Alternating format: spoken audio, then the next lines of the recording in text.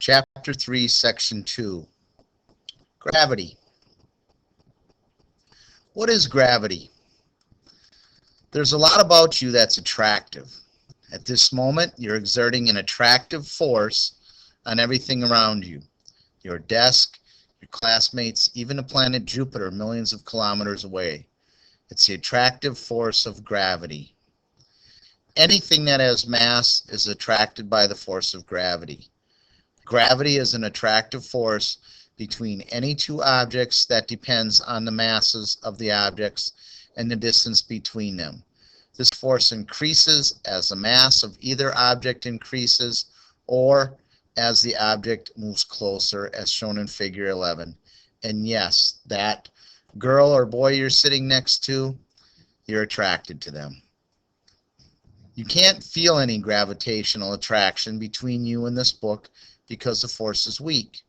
Only Earth is both close enough and has a large enough mass that you can feel its gravitational attraction. While the Sun has much more mass than Earth, the Sun is too far away to exert a noticeable gravitational attraction on you. And while this book is close, it doesn't have enough mass to exert an attraction you can feel. This explains in the movie Superman why he had superpowers, because he came from a planet that the gravity, supposedly, that the gravity was so strong that when he got to Earth, the effect of gravity was so diminished from what he was used to, he had what appeared to be superpowers. Gravity is one of the four basic forces. The other basic forces are the electromagnetic force, the strong nuclear force, and the weak nuclear force. The two nuclear forces only act on particles in the nuclei of atoms. Electricity and magnetism are caused by the electromagnetic force. Chemical interactions between atoms and molecules also are due to the electromagnetic force.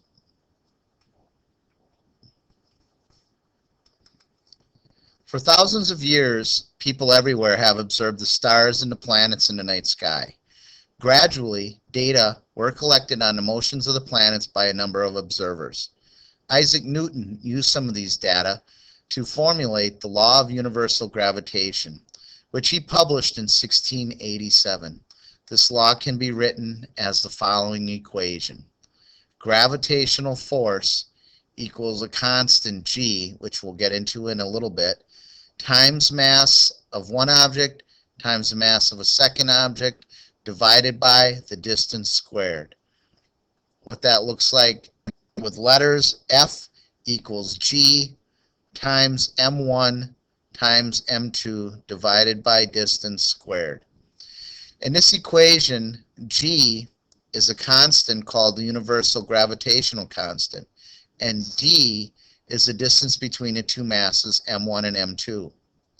The law of universal gravitation enables the forces of gravity to be calculated between any two objects if their masses and the distance between them are known. The range of gravity. According to the law of universal gravitation, the gravitational force between two masses decreases rapidly as the distance between the masses increases. For example, if the distance between two objects increases from 1 meter to 2 meters, the gravitational force between them becomes 1/4 as large. If the distance increases from 1 meter to 10 meters, the gravitational force between the objects is 1/100th as large. However, no matter how far apart two objects are, the gravitational force between them never completely goes to zero. Because the gravitational force between two objects never disappears, gravity is called a long-range force. You ever wonder how we find other planets? Earth's motion around the sun is affected by the gravitational pulls of the other planets in the solar system. In the same way, the motion of every planet in the solar system is affected by the gravitational pulls of all the other planets. In the 1840s, the most distant planet known was Uranus. The motion of Uranus, calculated from the law of universal gravitation, disagreed slightly with its observed motion. Some astronomers suggested that there must be an undiscovered planet affecting the motion of Uranus. Using the law of universal gravitation and Newton's laws of motion, two astronomers independently calculated the orbit of this planet. As a result of these calculations, the planet Neptune, shown in Figure 12, was found in 1846. Earth's gravitational acceleration. If you dropped a bowling ball and a marble at the same time, which would hit the ground first? Suppose the effects of air resistance are small enough to be ignored. When all forces except gravity acting on a falling object can be ignored, the object is said to be in free fall. And all objects near Earth's surface would fall with the same acceleration, just like the two balls in Figure 13. Close to the Earth's surface, the acceleration of a falling object in free fall is about 9.8 meters per second squared. This acceleration is given the symbol g and is sometimes called the acceleration of gravity. By Newton's second law of motion, the force of Earth's gravity on a falling object is the object's mass times the acceleration of gravity.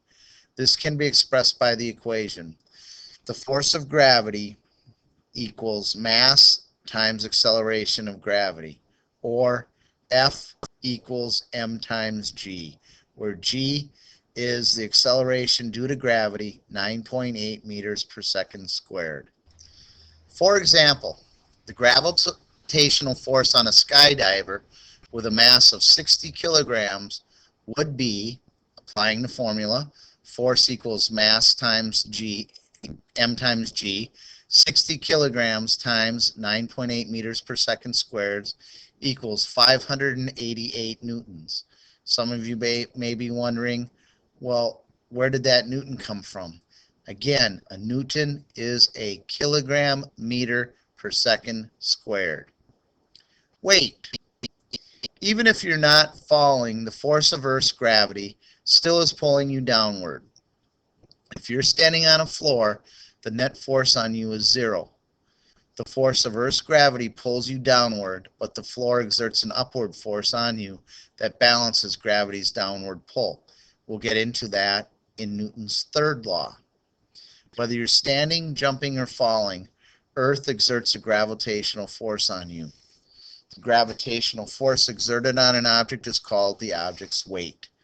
Because the weight of an object on Earth is equal to the force of Earth's gravity on the object, weight can be calculated from this equation. Weight equals mass times the acceleration of gravity. W equals m times g. On Earth, where g equals 9.8 meters per second squared, a cassette tape weighs, I don't think they even have those anymore, about 0.5 newtons. A backpack full of books could weigh 100 newtons, and a jumbo jet weighs about 3.4 million newtons. A skydiver with a mass of 60 kilograms has a weight of 588 newtons. Under what circumstances would the net force on a skydiver equal the skydiver's weight? Weight and mass. Weight and mass are not the same. Weight is a force, and mass is a measure of the amount of matter an object contains. However, according to the weight equation on a previous page, weight and mass are related. Weight increases as mass increases. The weight of an object usually is the gravitational force between the object and Earth, but the weight of an object can change depending on the gravitational force on the object. For example, the acceleration of gravity on the moon is 1.6 meters per second squared, about 1/6 as large as Earth's gravitational acceleration. As a result, a person like the astronaut in Figure 14 would weigh only about 1/6 as much on the moon as on Earth.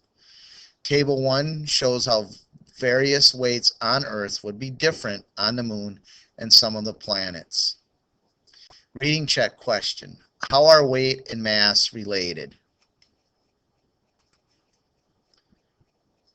The weight of an object usually is a gravitational force between the object and the Earth.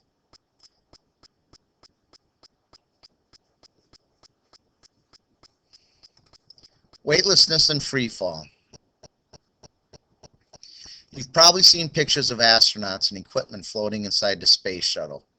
Any item that is not fastened down seems to float throughout the cabin. They are said to be experiencing the sensation of weightlessness. However, for a typical mission, the shuttle orbits Earth at an altitude of about 400 kilometers.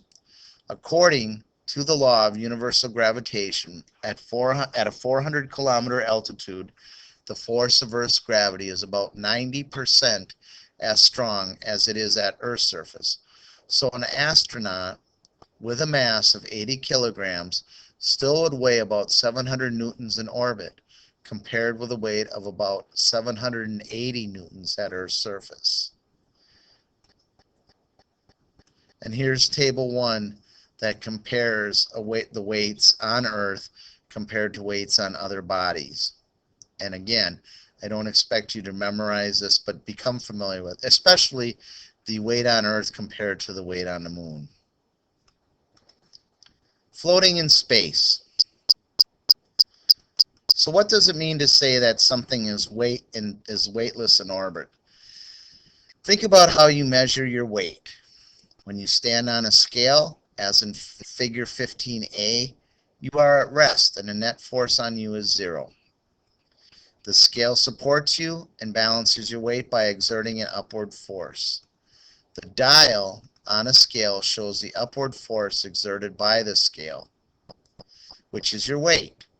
Now suppose you stand on a scale in an elevator that is falling, as in figure 15b. If you and the scale were in free fall, then you no longer would push down on the scale at all. The scale dial would say you have a 0 weight, even though the force of gravity on you hasn't changed. A space shuttle in orbit is in free fall, but it's falling around Earth rather than straight downward. Everything in the orbiting space shuttle is falling around Earth at the same rate in the same way you and the scale were falling in the elevator. Objects in this shuttle seem to be floating because they're all falling with the same acceleration.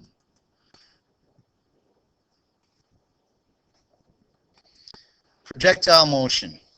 If you've tossed a ball to someone, you've probably noticed that thrown objects don't always travel in straight lines. They curve downward. That's why quarterbacks, dart players, and archers aim above their targets. Anything that's thrown or shot through the air is called a projectile. Earth's gravity causes projectiles to follow a curved path. Horizontal and vertical motions. When you throw a ball like the pitcher in figure 16, the force exerted by your hand pushes the ball forward. This force gives the ball horizontal motion. After you let go of the ball, no force accelerates it forward, so its horizontal velocity is constant if you ignore air resistance. However, when you let go of the ball, gravity can pull it downward, giving it vertical motion. Now the ball has constant horizontal velocity, but increasing vertical velocity. Gravity exerts an unbalanced force on the ball, changing the direction of its path from only forward to forward and downward. The result of these two motions is that the ball appears to travel in a curve, even though its horizontal and vertical motions are completely independent of each other. Horizontal and vertical distance. If you were to throw a ball as hard as you could from shoulder height in a perfectly horizontal direction, would it take longer to reach the ground than if you dropped a ball from the same height? Surprisingly, it won't. A thrown ball and one dropped will hit the ground at the same time. Both balls in figure 17 travel the same vertical distance in the same amount of time. However, the ball thrown horizontally travels a greater horizontal distance than the ball that is dropped. Centripetal force. Look at the path the ball follows as it travels through the curved tube in figure 18. The ball may accelerate in the straight section of the pipe maze if it speeds up or slows down.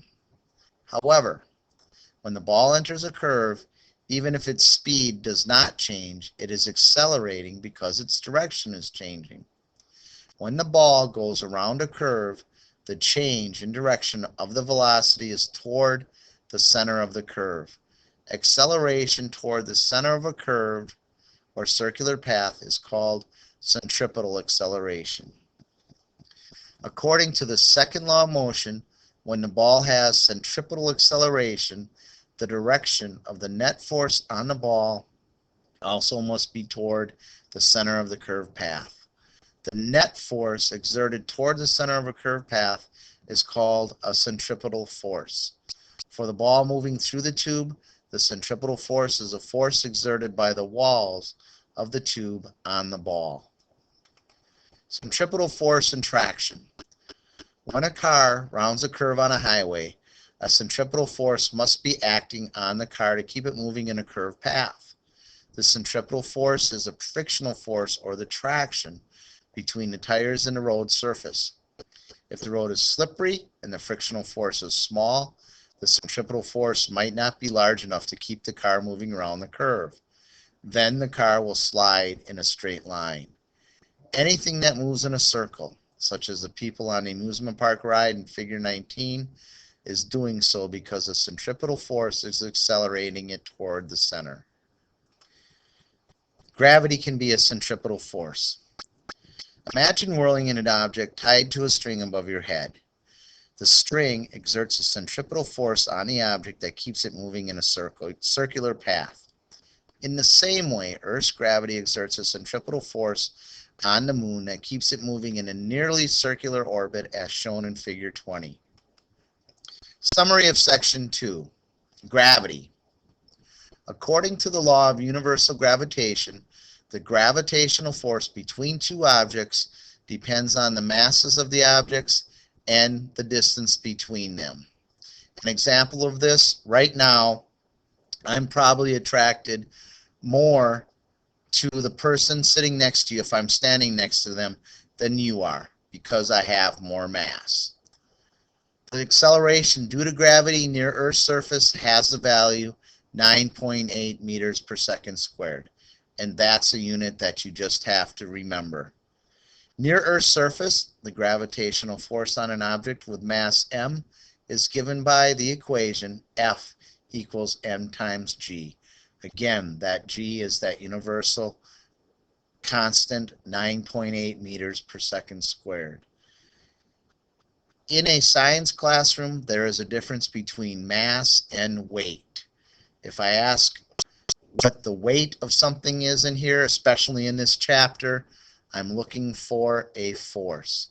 The weight of an object is related to its mass according to the equation W equals m times g. Again, that g, 9.8 meters per second squared. An object in orbit seems to be weightless because it's falling around Earth. Projectile motion and centripetal force. Projectiles follow a curved path because their horizontal motion is constant, but gravity causes a vertical motion to be changing. The net force on an object moving in a circular path is called the centripetal force.